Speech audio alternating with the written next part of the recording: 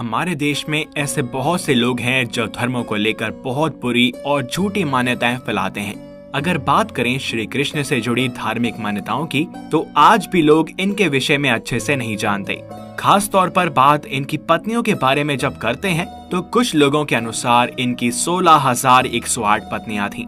किंतु आपको बता दें, इस संदर्भ में जो वर्णन शास्त्रों में मिलता है, उसके अनुसार श्री कृष्ण के 8 सिद्धांतों के रूप को उनकी पत्नियां कहा गया है। यानी उन्होंने इन 8 पत्नियों से विवाह किया था, जो कि वास्तव में जीवन में अपनाए गए उनके 8 सिद्धांत थे। शेष 16,100 रानियों से उन्होंने विवाह नहीं किया था। उन्हें केवल श्री कृष्ण की पत्नी होने का समान दर्जा दिया जाता है। भगवान श्री कृष्ण की माता रुक्मिणी के अतिरिक्त 7 और प्रमुख रानियां थीं, जिन्हें पट रानियां या अष्टभार्या कहा जाता है। तो आइए जानते हैं श्री कृष्ण की 8 पट रानियों के विषय में, और हमारे साथ बोलें राधे राधे। तो करते हैं। रुक्मिणी भगवान कृष्ण की पहली पत्नी थी देवी रुक्मिणी। पुराणों में इन्हें देवी लक्ष्मी का अवतार बताया गया है। देवी रुक्मिणी विदर्भ के राजा भीष्मक की पुत्री थी। वे अपनी बुद्धिमता, सौंदर्य और न्याय प्रिय व्यवहार के लिए प्रसिद्ध थीं। रुक्मिणी जी का पूरा बचपन श्री कृष्ण के साहस और वीरता की कहानियां सुनते हुए बीता था। जब विवाह की उम्र हुई तो उनके लिए कई रिश्ते आए, लेकिन इन्होंने सभी को मना कर दिया। इनके विवाह को लेकर माता पिता और भाई रुक्मी चिंतित थे। एक बार एक पुरोहित जी द्वारिका से भ्रमण करते हुए विदर्भ आए।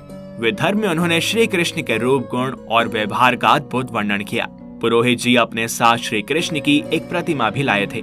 देवी रुक्मिणी ने जैसे ही उस प्रतिमा को देखा तो वे भाव विभोर हो गईं और मन ही मन श्री कृष्ण को अपना पति मान लिया।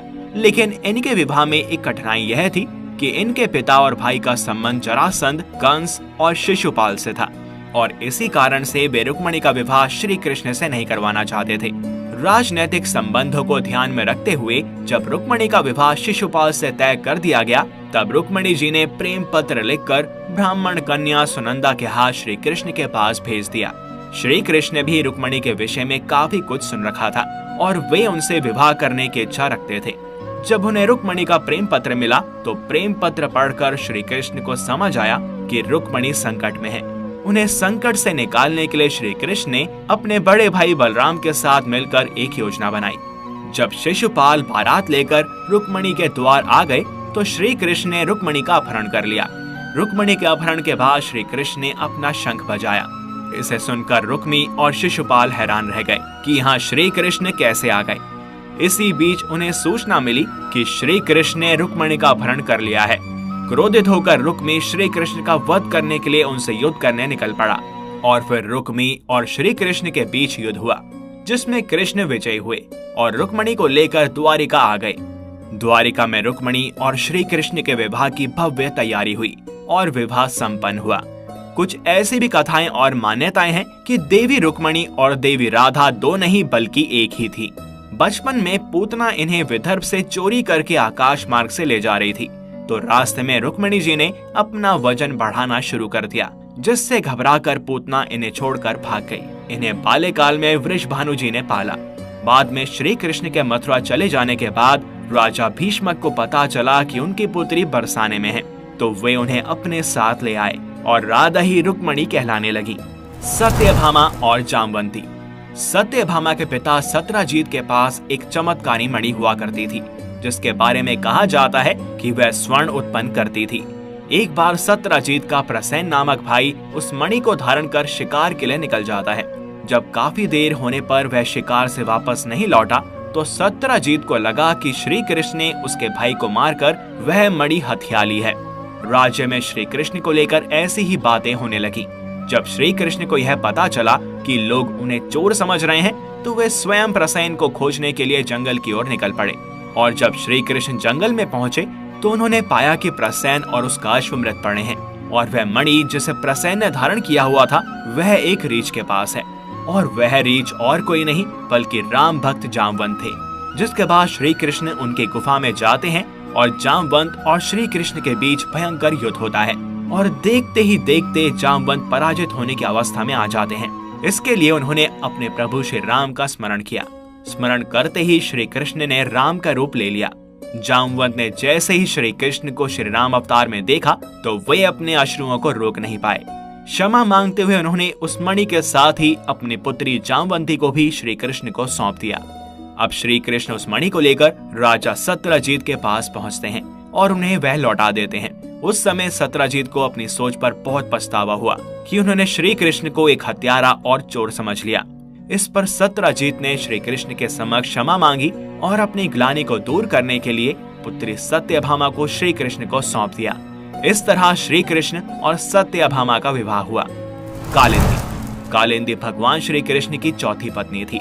पौराणिक मान्यता के अनुसार कालिंदी भगवान सूर्य की पुत्री थी, जिन्होंने श्री कृष्ण को पति रूप में पाने के लिए कठोर तप किया था और उनकी इच्छा को पूर्ण करने के लिए प्रभु ने उनसे विवाह किया। नग्नजिति या सत्या श्री कृष्ण की छठी अष्टभार्या थी। वे कौशल नरेश नग्नजीत की पुत्री थी। राजा ने अपनी बेटी के स्वयंवर में ऐसी शर्त रखी जिसे सिर्फ श्री कृष्ण ही पूर्ण कर सकते थे। श्री कृष्ण ने राजा की शर्त को पूरा करते हुए अखाड़े में 7 पागल सांडों को काबू किया और नग्नजिति को अपनी पत्नी बनाया। मित्रवृंदा श्री कृष्ण की छठवीं पत्नी मित्रवृंदा थी। कहा जाता है कि मित्रवृंदा उज्जैन के राजा विंद और अनुविंद की बहन थी।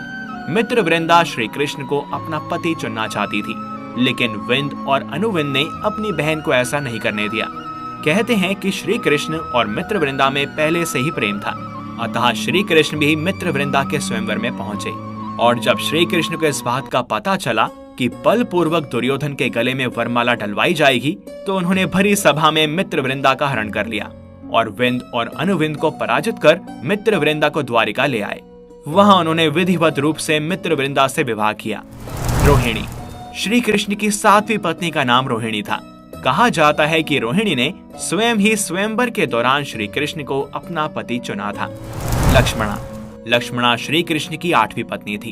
इनके बारे में जो वर्णन मिलता है उसके अनुसार लक्ष्मणा मद्र देश के राजा वृत्रसेना की राजकुमारी थी, जो श्री कृष्ण से असीम प्रेम करती थी। परंतु उनके पिता समेत उनका पूरा परिवार श्री कृष्ण के साथ उनके विवाह के विपरीत था। श्रीमद् भागवत महापुराण की माने तो जब भगवान श्री कृष्ण को इस बात का पता चला कि लक्ष्मणा उनसे प्रेम करती हैं और उनसे विवाह भी करना चाहती हैं, तो वे अकेले ही लक्ष्मणा का हरण करके उन्हें अपने साथ ले आए। कहा जाता है कि जिस समान गरुड़ ने स्वर्ग से अमृत का हरण किया था, वैसे ही भगवान श्री कृष्ण ने स्वयंवर में अकेले ही लक्ष्मणा को हर लिया था।